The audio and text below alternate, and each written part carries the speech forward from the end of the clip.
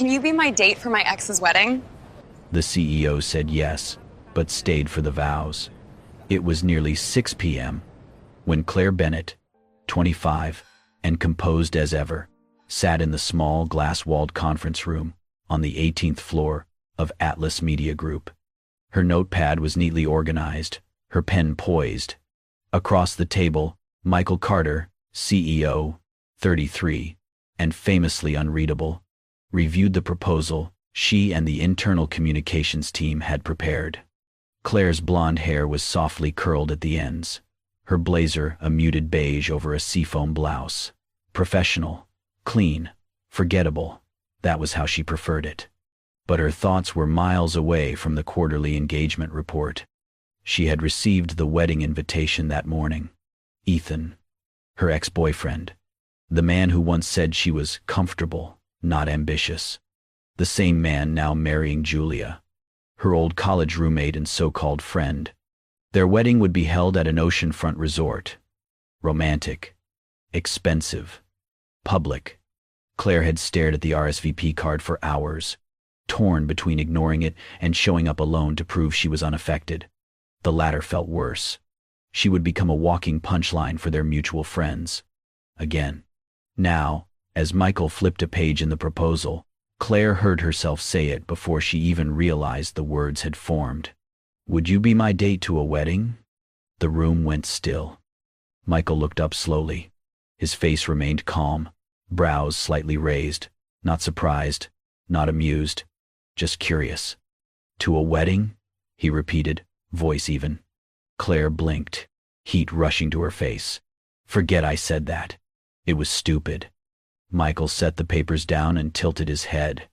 "Tell me the time and dress code." Claire stared at him. "You are not serious." "I am," he replied, his tone unreadable. "Unless you are not." She swallowed. "It is at the end of next week. Evening event. Formal." Michael nodded once. "Done." Claire was stunned into silence. The CEO. The man who barely said more than a few words in meetings. The one no one dared approach unless necessary, had just agreed to attend her ex's wedding as her date like it was a board meeting. She did not know whether to laugh or panic. As the meeting concluded, Claire gathered her things, trying to regain her balance. Michael remained seated, watching her quietly. At the door, she turned. "Why did you say yes?" Michael looked at her for a moment longer than necessary. His voice softened, just slightly. "Because I know what it is like to face the past alone." She said nothing. He said nothing more. But as she walked away, she could feel his eyes on her back, not in judgment, not with curiosity, but with a strange stillness, as if he had seen something he recognized.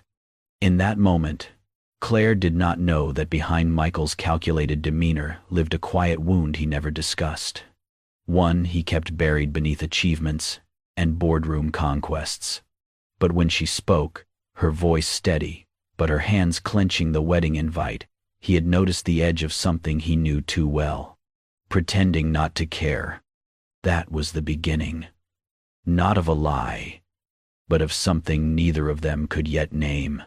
The sea breeze was warm and tinged with salt as Claire stepped out of the black car, her emerald green dress flowing gently around her legs. Her blonde hair, softly curled, glinted under the late afternoon sun. Guests milled about the beachfront resort, laughter and chatter drifting through the air like champagne bubbles. But when Michael Carter stepped out behind her in a tailored navy suit, the conversation stilled for a beat, just long enough for people to register who she was with. Claire kept her gaze forward, shoulders straight. She had rehearsed this walk in her mind 100 times, but nothing could prepare her for the sudden silence, the quick glances, or the subtle nudges. "Is that Claire?" someone whispered nearby. "With him?" Michael placed his hand gently on the small of her back. "You all right?" Claire nodded, not trusting her voice. She wasn't sure if it was the ocean breeze or the weight of her past rolling in all at once. Inside the reception hall, the crowd grew thicker. Old college friends, former roommates, distant cousins, all gathered in one sun-drenched ballroom.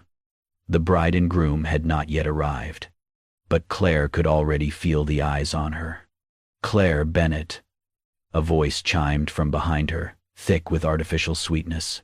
It was Melanie, a former classmate with a taste for gossip and designer labels. "You look comfortable. Never thought you'd be the one to show up with a CEO." Claire smiled politely. "Lovely to see you too, Melanie." Michael turned, his tone even but razor sharp. "Anyone who questions her worth doesn't know her at all." Melanie blinked, caught off guard. A few guests nearby fell silent. Claire blinked back the burn behind her eyes. For years, she had endured being underestimated, spoken about, laughed at in whispers. This small moment of public defense meant more than she could say. The ceremony began shortly after, held on a flower-lined terrace overlooking the sea. Claire and Michael sat together in the second row. She could feel the tension as her ex stood at the altar, his gaze flickering to her more than once. His bride, her former roommate, noticed, too. By the time the I do's were exchanged, Claire's hands were clenched in her lap. She clapped, smiled, nodded, every motion calculated, controlled. Later that evening, after dinner and awkward small talk, Claire found herself on the rooftop terrace of the hotel. The moonlight reflected across the surface of the pool, and the music from the ballroom below felt miles away. She leaned on the railing, hugging her arms close, when Michael appeared beside her, holding 2 mugs. He offered one wordlessly. Claire took it, the warmth surprising. "Ginger tea?" she asked. "It looked calming," he said. They stood in silence for a moment before she exhaled. "I did not come here to prove anything," she said quietly. "But it's strange how fast people remind you of who they think you are." Michael turned toward her, listening. "My ex used to tell me I had no ambition," she continued. "Said I lacked vision, that I was fine with small things, like that was a flaw." Michael's expression didn't change, but something in his eyes softened. "Some people think ambition has to shout. I don't. Some fires burn quietly, still just as powerful." Claire looked up at him. His gaze was steady, grounded. Then, gently, he slipped off his jacket and draped it over her shoulders. The weight of it was unexpected, warm, protective. "Thank you," she said, voice low. "For what?" he asked. "For not making this feel like a performance." Michael smiled faintly. "I did not agree to this because I wanted to help you impress anyone. I said yes because I saw something in your eyes that looked familiar." Claire blinked. "What do you mean?" "I think we both know what it is like," he said, turning back toward the ocean, "to pretend we are fine long enough that we almost believe it." Claire looked at him for a long moment, then nodded slowly. The waves below crashed gently against the rocks, but up here, wrapped in borrowed warmth and unexpected understanding, the night was finally still. The sun hung low in the sky as golden light spilled across the white chairs arranged in neat rows on the lawn. The ocean glittered behind the flower-covered arch where the couple stood, framed by waves and vows waiting to be spoken. Guests settled in with champagne flutes in hand, laughter softening to murmurs as the ceremony began. Claire sat beside Michael in the front section, her fingers laced tightly in her lap. Her green dress fluttered with the sea breeze, but it was not the wind that made her breath catch. It was the way the groom kept looking at her, and the way the bride, radiant in white lace, kept darting glances toward Michael. She could feel it. The curiosity, the quiet judgment, settling over the crowd like a second veil. Claire leaned slightly toward Michael. This was probably a bad idea. He barely moved, but his voice was calm, grounding. "You are not the one who should be nervous." The vows passed in a blur. Sweet words, staged emotion. And then the ceremony moved to the part where guests were invited to offer blessings to the newlyweds. The MC, a giddy bridesmaid with a little too much energy, took the mic and beamed. "Let's make it fun." Who wants to come up and say a few words to the happy couple? She chirped. Claire, you were college roommates with the bride, right? Come on. Before Claire could react, a few old friends nudged her forward, laughing. Come on, Claire. Say something unforgettable. Her stomach dropped. She rose on instinct, her smile tight, steps hesitant as she made her way to the front. Her heart pounded like a warning. But before she could reach the mic, Michael stood. His presence was commanding. Everyone stilled. He walked to the front without invitation. His steps measured, his gaze only on Claire. If I were to make a vow today, he said, voice clear and resonant, it would be this: never walk past someone like Claire, and never let her walk away again. There was a pause, long and full. Claire's breath caught. She stared at him, stunned. Michael nodded once, respectfully, and turned back toward the crowd. To the bride and groom, I hope your love always brings you home to yourselves. But for me, today, I was reminded that some people enter your life, not to stay in the background, but to remind you what real looks like. Then, just as gracefully as he had approached, he returned to Claire and offered his hand. She took it, and the crowd, silent, moved. Not a single mocking whisper followed them back to their seats. The ceremony ended shortly after. Applause hesitant at first, then rising. But for Claire, the rest passed in a blur. She walked through the petals, posed for a few photos, smiled when expected, but her thoughts stayed anchored to one voice, one vow. Later, as the sun dipped lower, she stood near the edge of the terrace, watching the waves pull shadows from the sand.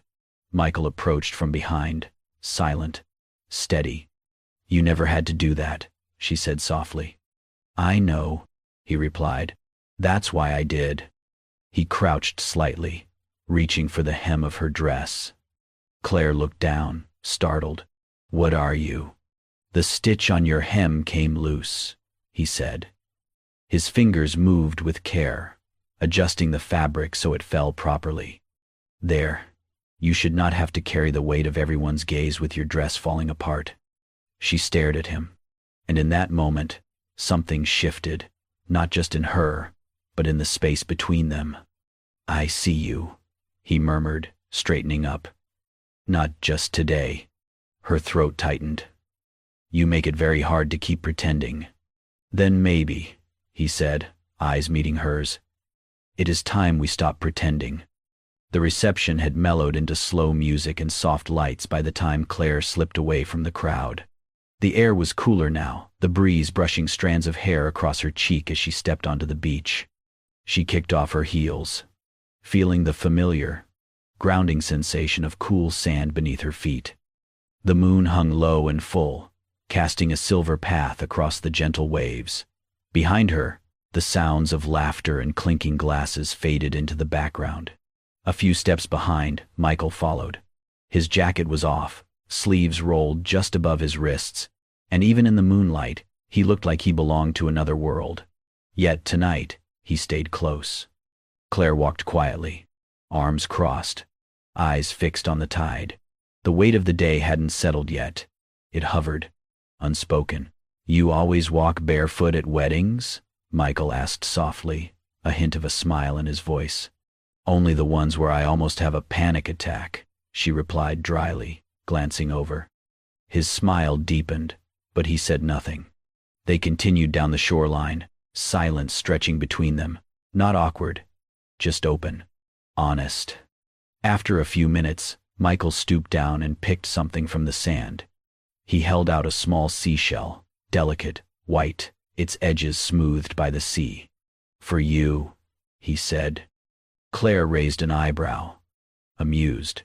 I didn't take you for the seashell gifting type. He looked out toward the water. Some memories, he said quietly, are meant to be buried, some kept in your pocket. Claire turned the shell over in her palm, the gesture unexpectedly tender. Do you do this often? She asked. What? Walk women down the beach after pretending to be their date? Michael looked at her then, really looked at her. No, he said simply. Just you. She paused, then looked down again at the shell. I still don't get it, she said, almost a whisper. Why would someone like you say yes to someone like me? He stopped walking, and she turned to face him. His expression had shifted, no longer teasing, no longer guarded. Because, he said gently, you're the only one who doesn't need me to prove anything. Claire's breath caught. Michael stepped closer, but didn't reach for her. Everyone else, he continued, sees the title, the money, the version of me I wear like armor. But you. He paused, searching for the words. You didn't ask for anything. You never tried to impress me. You never tried to belong. I don't belong, she said, the words escaping before she could stop them. He shook his head. You belong more than anyone I know, and maybe that's why you scare me. Claire looked up at him, stunned. I scare you? He nodded once. Because, when I'm around you, I don't feel like a CEO. I feel like myself. And that's the scariest thing in the world. The wind picked up, sweeping through the space between them. Claire wrapped her arms around herself. Without a word, Michael shrugged off his rolled-up shirt and laid it gently over her shoulders. She held it there, breathing him in, clean, warm, unfamiliar, and somehow comforting. For a long moment, they just stood like that, the surf whispering behind them, the moon shining above. No promises, no roles, just two people who had stopped pretending. Claire clutched the little seashell tighter in her hand, her fingers brushing its ridges. Some memories were worth keeping. Some, she realized now, were still being made. The fluorescent lights of the office were colder than Claire remembered. It had only been 2 days since the wedding, but returning to the rhythm of corporate life felt like waking from a dream. She moved quietly through the halls, keeping her head down, avoiding unnecessary stops. She timed her coffee runs to miss the executive team's usual break, and whenever she passed the floor where Michael's office loomed behind frosted glass, her steps quickened, almost instinctively. At her desk, she focused on her screen with more intensity than necessary, drowning herself in team reports and brand alignment strategies. Her inbox buzzed, meetings filled her schedule, and yet, every now and then, her mind would drift back to the beach, to his words, his hand brushing hers, the way he had looked at her like no one else ever had. She shook the thoughts off. That was not real. It was never supposed to be. Late Wednesday morning, a new email pinged in. Subject: You forgot this. Attached was a photo, a close-up of her hair clip, the small silver one she had worn the night of the wedding. She had not even noticed it missing. No message, no emojis, just the photo. Her stomach turned. She stared at the screen, trying to read between the lines. Had he kept it, found it, and held on to it? Why now? She typed a reply, then deleted it, then typed again, and once more, hit backspace until nothing remained. The next day, she arrived to find her schedule had shifted. Her team meeting was moved to the afternoon. The departmental presentation she had been dreading had been reassigned. For a moment, she thought it was a coincidence, until she overheard her colleague from HR whispering to another assistant near the coffee machine. Yeah, Mr. Carter asked me to quietly reshuffle Claire's schedule. Said she looked overworked. Claire stopped mid-step. He had done this. For her. No announcement. No confrontation. Just quiet rearrangement, like sliding puzzle pieces into place, so her life would feel a bit lighter. She returned to her desk, her thoughts a tangle of gratitude and confusion. This was not just professionalism, but it also could not be more than that, could it? Was this how CEOs treated employees who made them look good for a weekend? Or was this something else? Claire spent the next few days wrapped in hesitation. She avoided the executive floor. She kept her phone on silent. And every time her fingers hovered over his contact name, she reminded herself, he lived in a world of press releases and high-stake mergers. She was just the girl who wrote internal newsletters and tried not to be in the way. But one evening, after most of the office had emptied, she lingered. From her window seat in the quiet break room, she could see the lights still on in Michael's corner office. He was alone, standing by the window, phone to his ear, his silhouette outlined against the city's golden hour. And she wondered, not for the first time, who he was when no one else was looking. She remembered the warmth of his jacket on her shoulders, the seashell, the words he had said when no one else dared speak. Some fires burn quietly. Maybe hers did, but his burned with restraint, with intention, and for the first time, Claire did not know if that scared her or pulled her closer. That night, she opened her drawer and retrieved the clip from the envelope her assistant had forwarded from Michael. She held it in her hand, the cold metal, small and delicate. It was just a hairpin. But in that moment, it felt like a message. And still, the question lingered in her mind, quiet but relentless. Was any of it real? Or just the kindness of a man who had never been told no? She did not have the answer yet, but something inside her, a small, stubborn spark, hoped he would give her one. The invitation came as casually as everything else Michael did with intention. "Dinner at my place," he had said after a late afternoon meeting, his voice steady. "I cook." Claire had blinked, unsure if she had misheard. "You cook?" He had only offered a half smile. "Occasionally.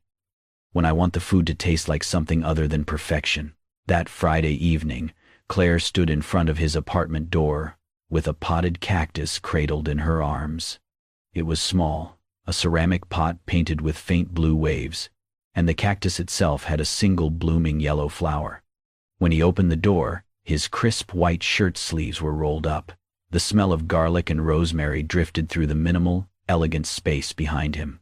"You brought a plant," he said. She held it out. "You said, once you can't keep anything alive. Thought we'd start with something low maintenance." He stared at it for a beat too long, then took it gently, like it meant more than she realized. His apartment was everything she had imagined, modern, pristine, all clean lines and neutral tones. But there were no photos, no family frames, no signs of a life shared. Just one man, living alone with his silence. Dinner was pasta. Not perfect, but warm. He had made it from scratch, he confessed, and looked genuinely embarrassed when she said it tasted amazing. They talked about books, travel, quiet things. He let her ask questions, and for the first time, he answered them not like a CEO, but like a man who had been too alone for too long. "I bought this place for the view," he said, pouring wine, "but sometimes it just stares back at me." Claire glanced out the window behind him. The skyline was breathtaking, but cold, like a painting behind glass. She placed her glass down, then walked toward the living room. On the side table, she noticed a single object that seemed out of place. The silver hair clip she had lost at the beach. Cleaned, polished, resting carefully atop a hardcover notebook. "You kept it," she said softly. Michael didn't reply immediately. Some things deserve not to be forgotten. After dinner, she offered to help with dishes. He insisted she sit. She ignored him, rolling up her sleeves and standing beside him at the sink. He washed. She dried. And for a moment, the world shrank down to the clink of ceramic and the hum of warm water. She glanced sideways. His posture, so tall and proud during the day, now slightly bent, relaxed. His expression softer. It struck her suddenly. He is just a man. Not a symbol. Not a myth. Not the headlines. Just a man. Tired. Guarded. And maybe healing. Without thinking, she reached for a plate he had rinsed but paused, her eyes on him, lingering. He turned toward her, sensing the stillness. His hands stopped moving, but he did not pull away. In that small kitchen, under quiet lighting, Claire did not see a CEO. She saw a man who had carried too much for too long. A man who made space at his table, but never let anyone pass the threshold of his heart. She dried the plate in her hands. "I never thought I'd feel comfortable in a place like this," she admitted. Michael looked at her. "Neither did I." A silence hung, full of things unsaid. Then he reached for the cactus on the counter, turning it gently toward the light. "I'll try not to kill this," he said, almost to himself. Claire smiled, not because it was funny, but because it was honest. And in the quiet, she realized something had shifted. This was no longer a performance, not a role to play. It was the beginning of something unspoken, delicate, something that needed no title, no script, just a shared kitchen, warm hands, and the slow trust of two people finding their way home. The ballroom lights shimmered against the sea of black suits and glittering gowns. Claire stood near the back, a champagne flute untouched in her hand. Her gaze was fixed across the room. Michael was there, composed as always, standing beside a woman in a tailored red dress, her hand briefly resting on his arm as they spoke to a group of executives. Claire recognized her immediately, a high-profile investor from one of their partner firms. Gorgeous, confident, clearly fluent in his world. Claire felt it before she could name it. A flicker of doubt, a crack of something brittle. It was not jealousy, it was clarity. That she had been foolish to think she belonged in his world beyond the moments he let her in. By the time she slipped out of the gala and into the cool night air, her chest was tight with a pain she did not want to give a name. She did not answer his messages that night, or the next morning. At dusk, there was a knock on her apartment door.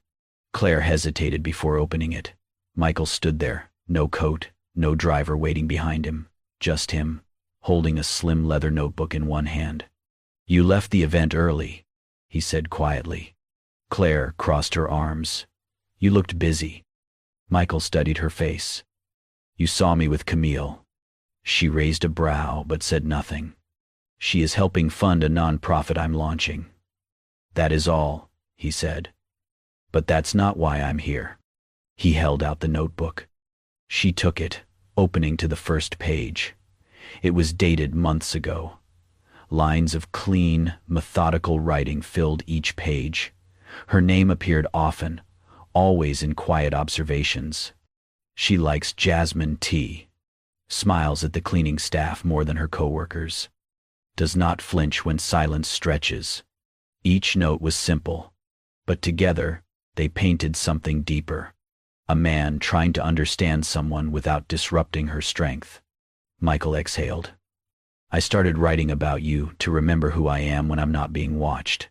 Claire looked up, eyes uncertain. "I've been pretending for years, Claire. Pretending to be the man people respect, the man who never fails, the man who never feels too much." He took a step closer. "You are the first person I wanted to be honest with." The notebook trembled slightly in her hands. She could feel her defenses curling inward, ready to rebuild. But she did not speak. Neither did he. Silence fell. Not awkward, but vulnerable. Then Claire stepped forward. No speeches, no conditions.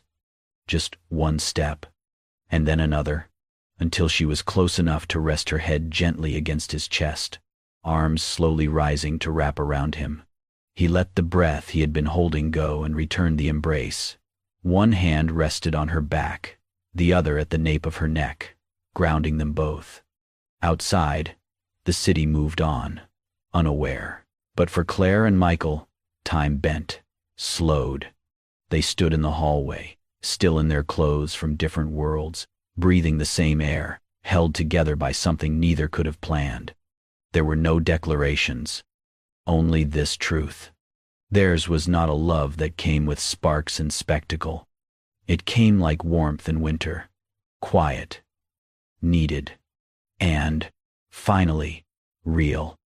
1 year later, the sun filtered gently through the tall windows of a renovated brick loft. now the creative hub of a startup incubator run by Claire and Michael. The space buzzed with quiet energy. Young designers scribbled on whiteboards, marketing teams held brainstorms on beanbags, and somewhere, coffee was always brewing. Claire walked through the open room with a clipboard in hand, her golden hair tied back loosely, a quiet confidence in her step.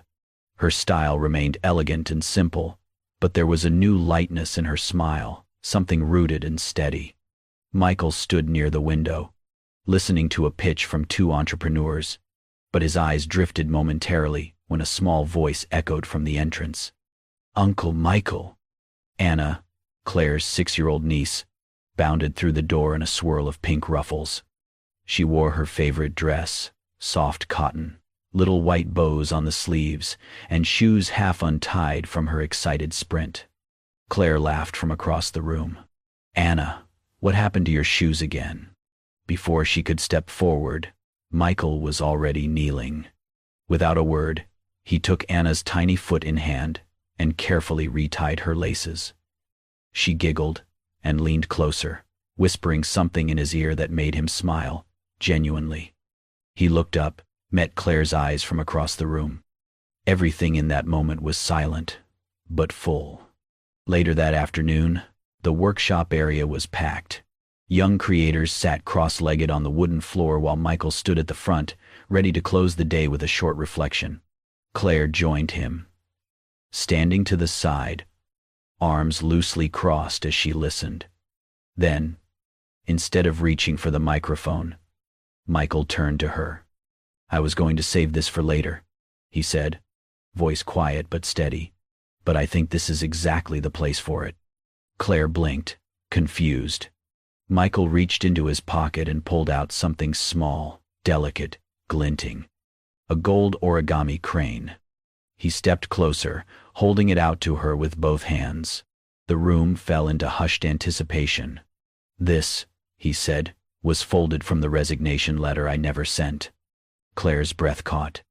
"I stepped down from the CEO position," he continued, "not because I was tired of power or the weight of a title, but because I wanted to build something else, with you." He smiled, eyes softer than she had ever seen them. "Something real, something that feels like home." He held the crane up, now attached to a fine gold chain. "I never wanted to prove myself to the world again, just to you. Will you marry me, Claire?" Her eyes welled. The room was so quiet you could hear her breath catch. She nodded. No dramatic speeches, no rehearsed lines. Just a woman saying yes, not to the performance of love, but the truth of it. Applause broke out around them, soft at first, then swelling with warmth. Anna clapped the loudest. And in that space, a place built from dreams, second chances, and silent promises, Claire and Michael stood side by side, not pretending, not performing, just finally home. Thank you for joining us on this heartfelt journey of Claire and Michael, a story that began with a simple question and blossomed into something truly real.